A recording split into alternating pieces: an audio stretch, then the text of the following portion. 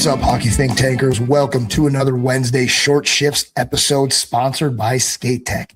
In case you didn't know, Skate Tech skate sharpening equipment repair brings you NHL quality service at an affordable retail price.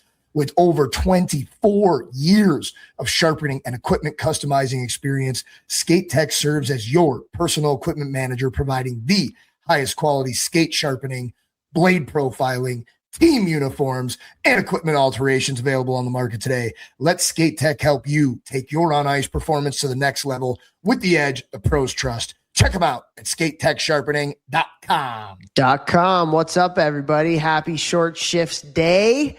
And Jeff and I, we're going to do a little different of an intro today because Vex and I were talking pre-recording here about something.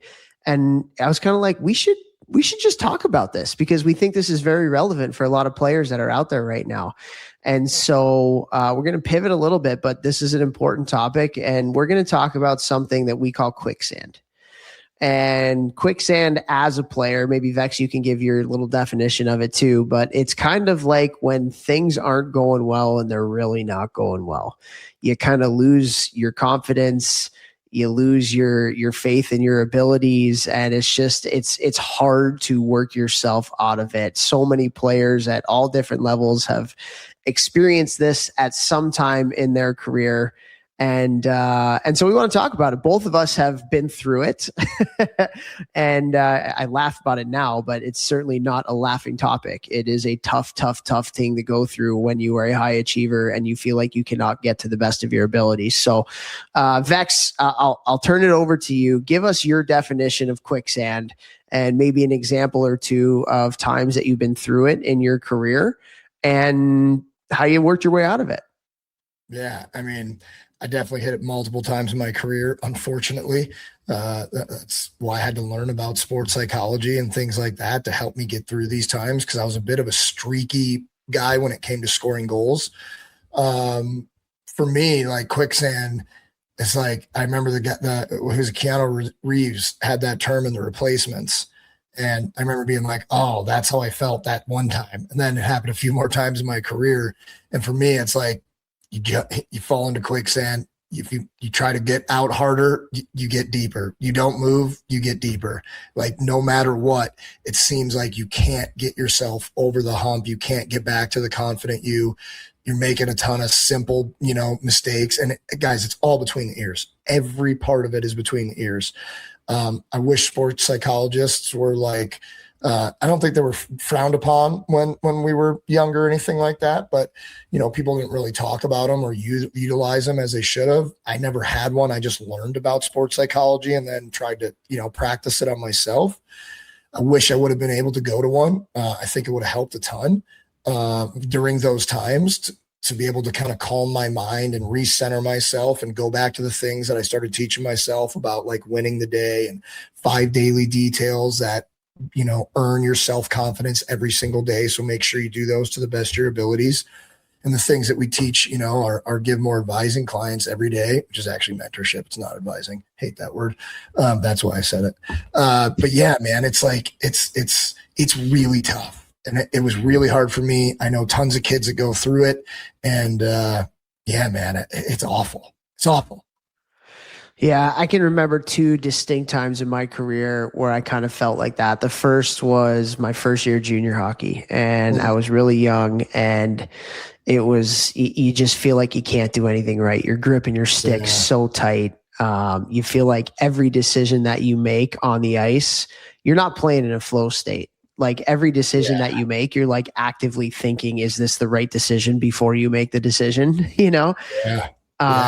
That was one time. And then the other one was my last year of pro hockey playing in the Central League. And I remember distinctly, we were on a 5-on-3 power play and I got a backdoor pass and had the whole net. It could have taken me 3 seconds and I could have shot the puck into the net. But I had some sort of like weird mental yips kind of thing. And like I got the pass and I just like legitimately froze. And like, yeah, I like bobbled the puck and like it was bad, like really, really bad. Wow. And so it's funny funny certainly isn't the right word, But I think back to both of those times, and you know what I think it was now that we're talking about this? I think it was all about external expectations and me not feeling like I met them. So I think about my first year junior. I'm so used to being the best player on my team and putting up all these points and all this kind of stuff. And then all of a sudden you get to your first year juniors and you're not. And it's harder and the offense is harder and you're not getting the results. And so I'm thinking to myself, like, I have this standard for myself, this expectation that I feel like everybody has for me, and I'm not meeting that. And so, you know, when you are a high achiever, what do? You try to think, you try so hard to get out of it. And when I had my thing in pro in the Central League, it was similar in the fact that, like, here I was 2 years ago, 100 points in college, 2-year captain at Cornell, like, and then I don't even get an AHL contract. I get cut from the coast. I'm in the Central League, and you know, my expectations is that, like, people are going to think differently of me because I'm not achieving the things I'm used to achieving in this sport.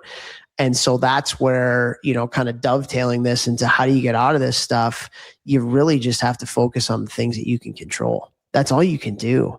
When you're thinking so much about the ancillary external things, that can paralyze you. I think paralyze is probably the best word for it. I think back to that 5-on-3, I was paralyzed, legitimately paralyzed, paralysis by analysis, because my head was just trying so hard to be good. And it wasn't allowing me because I was trying so hard instead of just playing, you know? Yeah. And so it's focusing on the things that you can control. 2 things, like, get back to the fundamentals and just have fun. Just have fun. Get back to your why of why you play hockey. And yeah, man, like, it is a spot that is not fun to be in and it's hard to get out of. But I think those are the things that can help, is just focus back on the fundamentals and just remember why you play the game. You love the game. You play the game. You don't work the game. Just go and do. Hunter, I love that. Those are things that I needed to hear back then. And you control daily. All the things that I learned, you know, at those younger ages and I used towards the end of my career that helped me be a much more consistent player. But let me ask you this, like, when you think back to the times in your career that you did have a little bit of quicksand in you, do you think it was external expectations? No, I think it was internal expectations. And then like, I don't even know, like, for sure, internal expectations, and then, like, having a bad day, and then 1 would turn into 2, and then 2 would turn into 4. And then I was overthinking everything. And it was literally, like you said, paralyzing, like paralysis by analysis. Like, the game I wasn't seeing it at all because, like, it was just like all these decisions, and it took so long for me to think, and, like, I just felt weird in my body. You're not playing, you're thinking. Yeah, dude, it was like, you know, like, but if I would have just focused on one thing at a time, where are my feet right now? I'm in the kitchen. Okay, let's make good decisions in the kitchen. Hey, there you go. Give yourself a pat on the back. Oh, go to the gym, do that. Watch your video. Oh, I could have done that better. All right, I'm doing all the things. This is great. And then when you get to the rink, just have fun, like you said. And the other thing is, like, gratitude. Gratitude, I think practicing that, even if it's a tough day, and being able to zoom out a little bit and be like, yo, I'm in the AHL right now. I am, like, what? Kid from St. Louis skating around on these rollerblades in his garage, watching the kitchen TV, watching the Blues play. Like, I'm in the American Hockey League. Like, dude, let's just go out there and let me just smile the whole practice. You know, like, probably would have been able to snap out of it. I didn't know these things back then. That's why we do this podcast, to talk to you guys, things that we wish we knew and then we learned later, and things that we've seen work with kids we coach. You know, like, seriously, it sounds like hippy dippy shit. It's not. Getting to the rink and being like, smelling the rink, calming down, like, a nice rink. I'm happy to be here. You think about when your dad used to drop you off at the rink at 6 a.m. and it brings back, you know, being a little kid out there and the noises and how happy you were and the Zamboni smell and all that stuff. And all of a sudden you're like, yeah, dude, I love this shit.